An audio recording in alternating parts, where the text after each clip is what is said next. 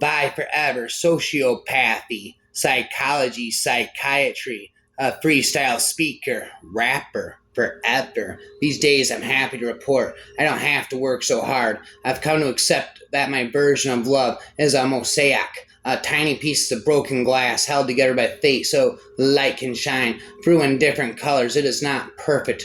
Perfect, I'm afraid, is far too tame. The purest love is not born from bliss. It is pulled from the pyre. It is fierce and shape-shifted, slightly twisted and delicious, accepting, forgiven, understanding, and relatably flawed. My type of love is the furthest thing from perfect, the closest thing to me. I can point to research, examining the relationship between anxiety and apathy, and how stress associated with inner conflict is believed to subconsciously compel sociopaths to behave destructively. I don't care what other people think. I'm not interested in morals. I'm not interested, period. Rules do not factor into my decision making. I'm capable of almost anything. Representation matters. I offer my story because it illustrates the truth. No one wants to admit that darkness is where you least expect it. I am a criminal without a record. I am a master of disguise. I never been caught. I have rarely been sorry. I am friendly. I am responsible. I am invisible. I am invincible. I blend right in. I am a 21st century sociopath. As a child, I lived in a constant state of doubt. I had doubts about the way I was supposed to feel and the way I didn't, doubts about the things I did, doubts about the things I wanted to do. Telling the truth about these uncertainties sounded like a good idea in theory, but in practice I found it often made things worse. I could never tell what information was going to cause a negative reaction. It seemed like I was constantly oscillating between the poles of honesty and dishonesty, and I never knew where I would land. Normalizing mental disorders, specifically the various symptoms of mental disorders, is essential to counteracting them. Stigma associated with those symptoms and replacing it with knowledge, understanding, and eventually acceptance. My entire life I'd wanted to disappear, but once I got to college I realized I'd been going about it all wrong. The trick to going unnoticed was not to isolate but to infiltrate, to assimilate. By assuming the personalities of other people, I was no longer getting the look.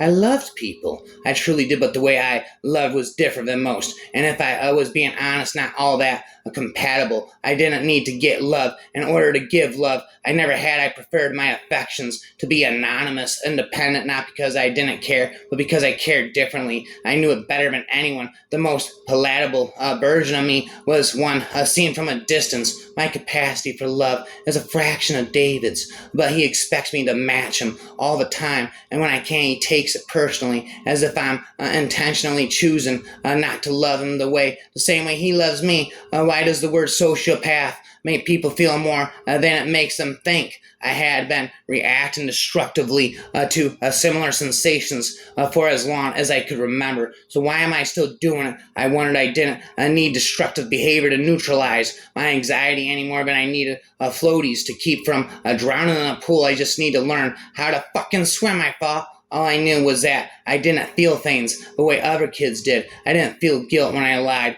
I didn't feel compassion when classmates got hurt on the playground. For the most part, I felt nothing. And I didn't like the way that nothing felt, so I did things to replace the nothingness with something. And a universe where everything seemed to be associated with everything else. Jazz was in a world all its own. The untethered notes didn't propel me backward in time or force me into imaginations of the future. Rather, they kept me in place, bounced around by tempos that didn't seem to be bothered by rules any more than I was. I've come to accept that my version of love is mosaic, a tiny piece of broken glass held together by fate so the light can shine through in different colors. It is not perfect. The more I paid attention, the more I noticed just how often apathy, lack of feeling, and the word sociopath are associated with evil. Everywhere from celebrated books like East of Eden and The Sociopath Next Door to award-winning films like The Silence of the Lambs and American Psycho, the sociopath character, compensate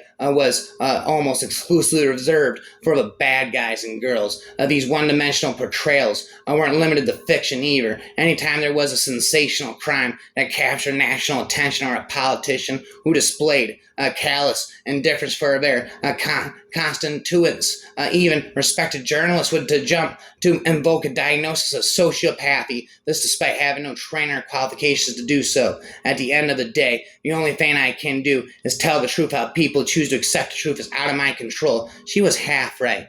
Harlow was a sweet girl. Although we'd only been in school a few weeks, my sister was already thriving. She'd been on several play dates.